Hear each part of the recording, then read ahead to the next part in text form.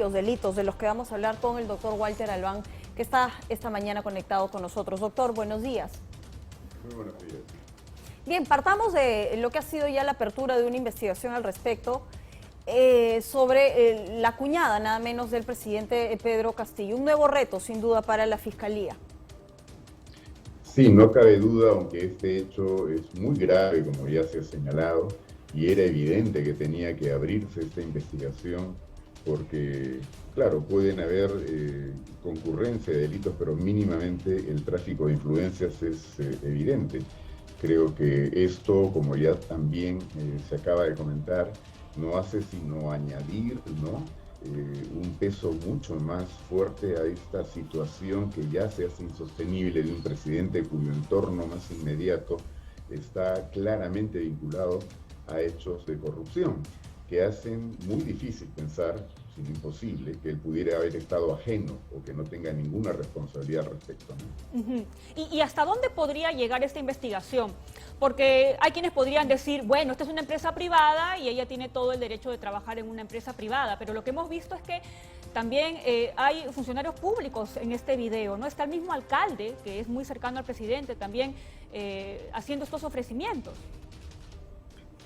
Mire, de lo que ya se pudo conocer, esta señorita ha estado, ¿no es cierto?, acompañada por funcionarios de la empresa que estaba detrás de esta obra, haciendo ofrecimientos y hablando de que todo esto estaba ya encaminado frente a las autoridades del sector. Esto no está permitido por ley, por eso decía que mínimamente aquí hay un problema de tráfico de influencias.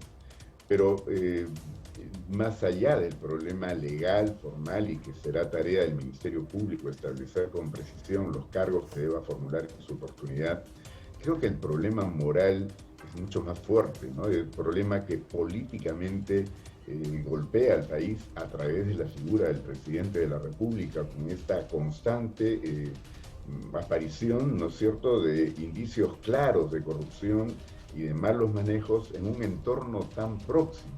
Ya ni siquiera hablamos de funcionarios en los cuales él depositó confianza y que eran gente que ya sin duda tendrá mucho que responder ante el sistema judicial, sino hablamos pues de su hija o cuñada en este caso, hablamos de sobrinos, hablamos de su secretario personal, y del ministro que estuvo más cerca y con toda claridad respaldado permanentemente por este presidente, ¿no?, que ahora tendría mucho que responderle al país, pero que está evitando hacerlo de todas las formas posibles.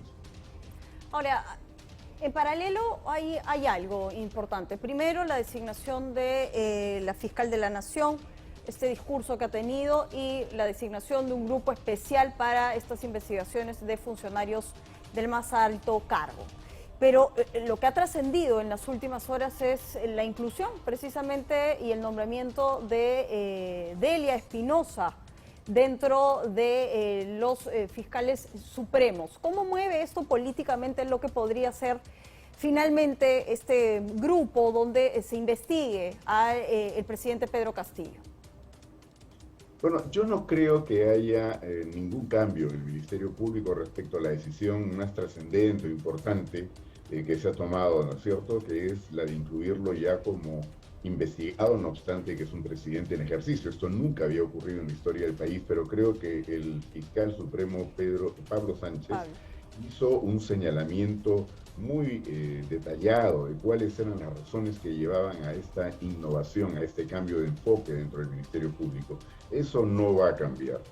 Yo diría que en rigor hay muchos retos para el Ministerio Público, una institución que ha estado tan afectada también por corrupción y que ha comenzado, ¿no?, a resanarse en función, yo diría de alguna manera, más allá del balance que cada quien puede hacer, pero sobre todo de la manera como se manejó con precisamente Pablo Sánchez y después con la doctora Zoraida Ábalos.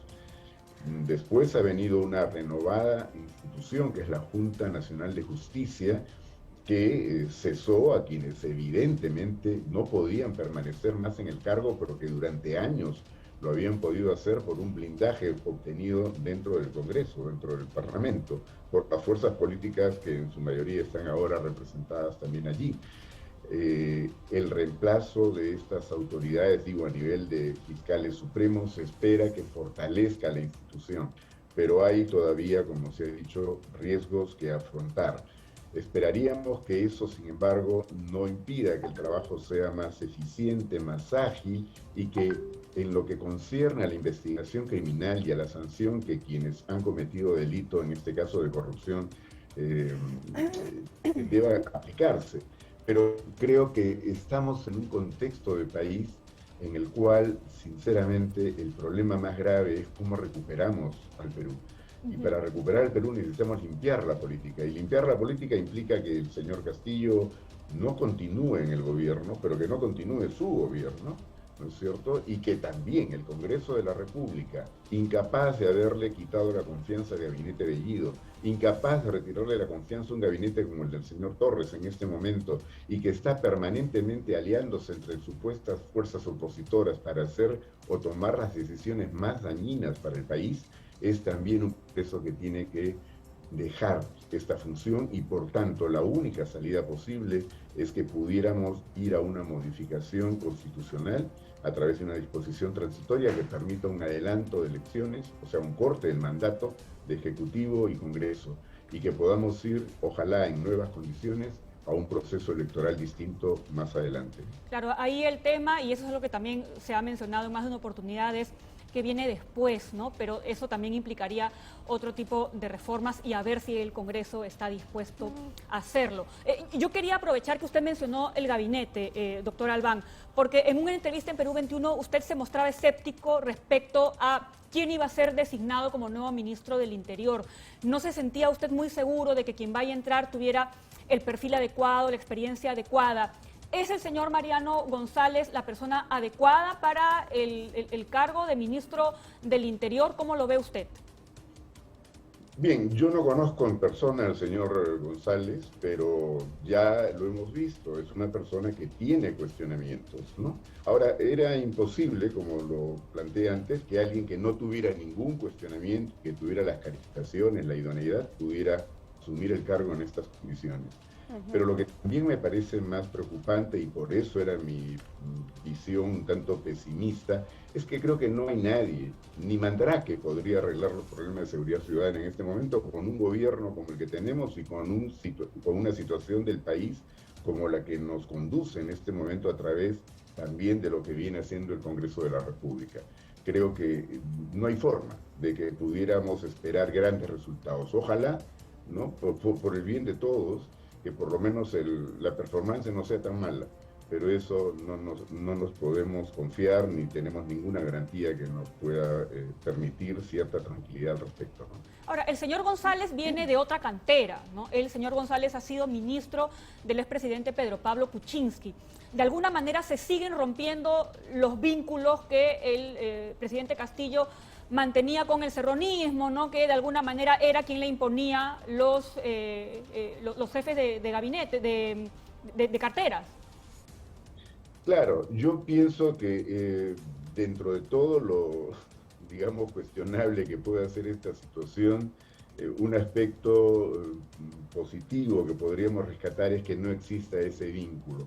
Sin embargo, está claro, para el señor Cerrón y lo que él representa como Perú Libre, ¿no es cierto? Interior nunca fue una preocupación en tanto se porten adecuadamente, y si no lo hacen verá la manera pues de atacarlo. Pero al señor Cerrón lo que le interesaba era sobre todo el Ministerio de Energía y Minas, ¿no? Y eso creo que ha sido evidente, que cuando sale su persona de confianza de ese ministerio es que se agudizan, ¿no? las malas relaciones con el presidente Castillo, y de ahí viene este supuesto enfrentamiento, porque en el fondo yo coincido con quienes señalan que lo peor que le podría ocurrir al serronismo es que se acorten los mandatos, porque en la vida volvería a tener cómo llegar a esta representación numerosa que tuvo al final del proceso electoral Hoy lo plantea Fernando Tuesta en una columna en su blog y plantea esta pregunta, ¿no? No es un adiós, es un hasta luego, que es lo que todos finalmente estamos analizando, ¿no? En un año singular, porque es un año electoral, en donde este partido tan venido a menos podría perder la valla electoral, no tener representación en zonas importantes. ¿Cuál es la lectura, señor Albán, de esto? Es un juego de roles, pues. O sea, en el fondo nos quieren engañar con ciertas actitudes, poses, gestos, pero de ahí no pasan, porque en realidad tampoco quieren que se acorten los mandatos. Y fíjense que en esto se dan la mano con el fujimorismo, y por eso están también con los otros sectores conservadores dentro del Congreso llegando a pactos que solo por este propósito común se explican. La idea de no dejar de ninguna manera que su mandato se les pueda ver recortado, ¿no? Entonces creo que esta situación hace todavía más grave el problema que tenemos por delante, y lo único que cabe que la sociedad civil pueda plantearse es: limpiemos este escenario político de una vez. Lo que se está produciendo ahí cada vez es peor y la verdad nos hace mucho más daño, ¿no? Uno se pregunta, ¿no? ¿Dónde están los centros tan necesarios en situaciones como estas? Señor Albán, gracias por estar esta mañana con nosotros, doctor, analizando un poco lo que sigue siendo lamentablemente un escenario de crisis. No salimos, estamos a punto de cumplir un año y hay mucha desolación. Gracias por haber estado esta mañana con nosotros.